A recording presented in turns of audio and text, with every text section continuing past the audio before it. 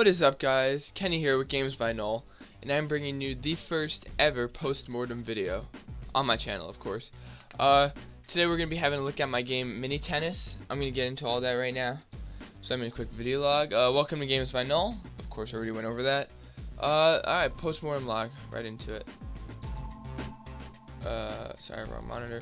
Alright, so, just to give you guys a basic layout, most videos I do with these post-mortems, I want to make a quick log just so I don't lose my train of thought. It'll just have, like, you know, like, obviously right here, the features I learned, what I want to do for my next game, and any other details I want to add, I'll just put, like, on the side. And when you guys download this, if you guys want to download this game, I'll show you where you can download it later in the video. I'll have kind of, like, a more primitive version of this, so you guys can take a look at it without having to need like Word or whatever. So anyway, we're gonna get right into it. So, brief overview. Like I said in my update video, my introduction video to this channel, I really don't have any game making experience. I have Java programming experience, just not game. So this was just like to segue me into it, just to get me comfortable with, you know, making the J components I used, painting onto the screen, all of that. Right, so I'll go over that in a second here. So it just really basic, and you'll see me advance as I make these games more and more complicated. But the things that like I really learned here that I'm most proud of is well, first, obviously I learned how to make a window. Probably the most important thing when you're making a GUI based game, so definitely glad I got that. Painting onto the screen, no actual images, whoops, I just saw it right here.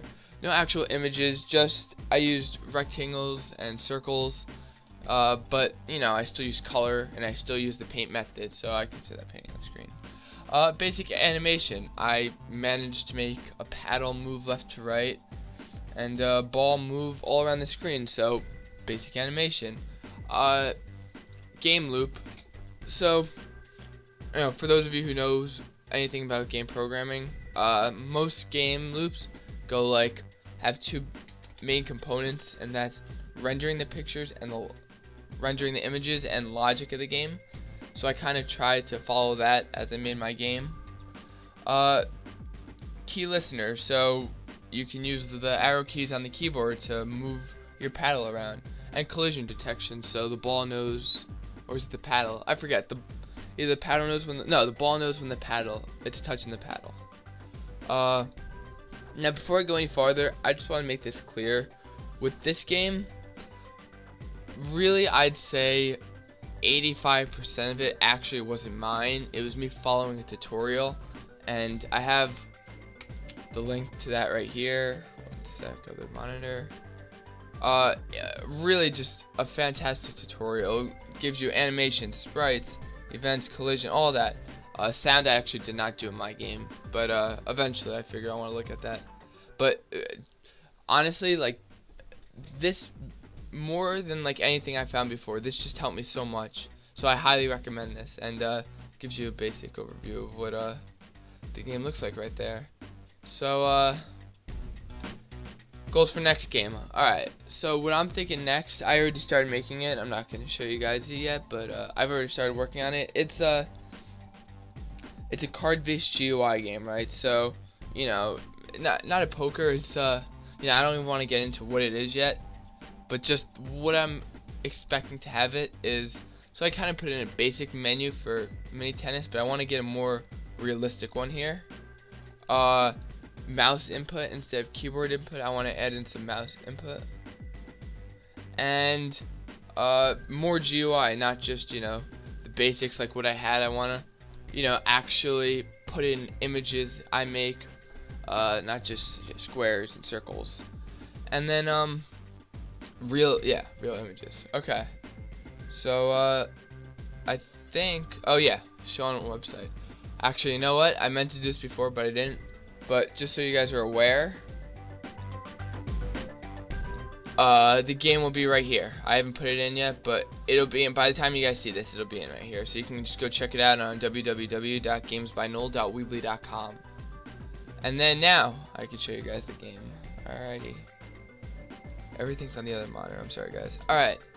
So 4 main classes into this. I'm not gonna go over anything specific, but as you can see right here, we have our our logic of the game, and then our rendering of the game, and then it sleeps temporarily. And that's basically how games work. And you can see this is literally my game loop right here.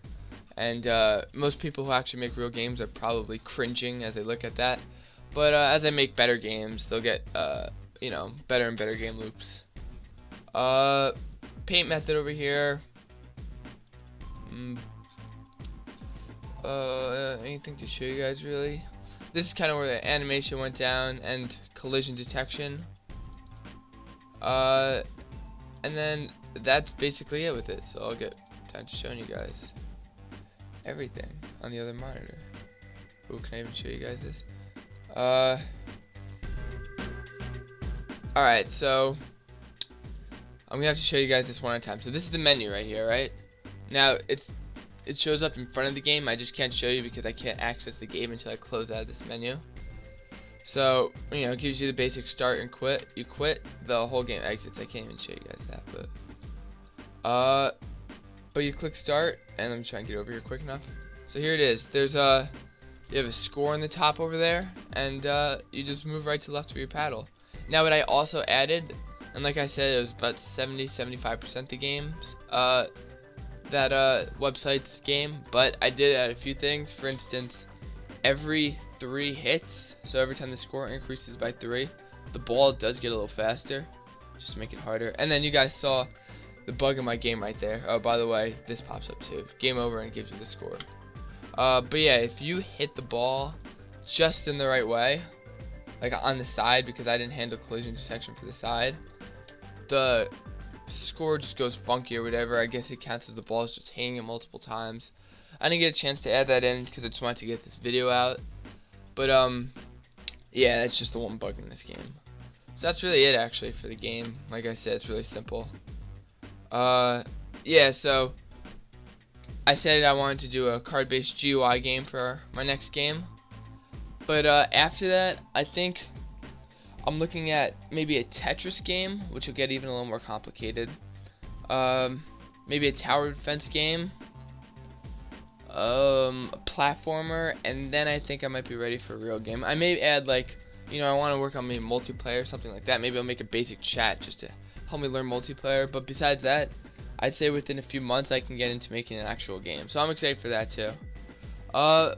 And besides that, that's really it for this episode. Thank you guys for watching. Next video will most likely be the post-mortem for my card jitsu, unless I make an update video, but I don't expect that to happen. But what you guys will see is as these games get more and more complicated, until I start adding devlogs, the video uploads may get a little more sporadic in terms of like how often I do it, just because it's gonna take me longer and longer to make games. So you might see this next one in 1 to 2 weeks, and then just longer after that. But until then, like I said, thank you guys for watching. Please subscribe, like, comment, all that shiz. Check out www.gamesbynull.weebly.com. Please, I encourage you guys to download the game, and I really encourage you guys to also check out that website if you're interested in making games. But that's it. So I will see you guys next time.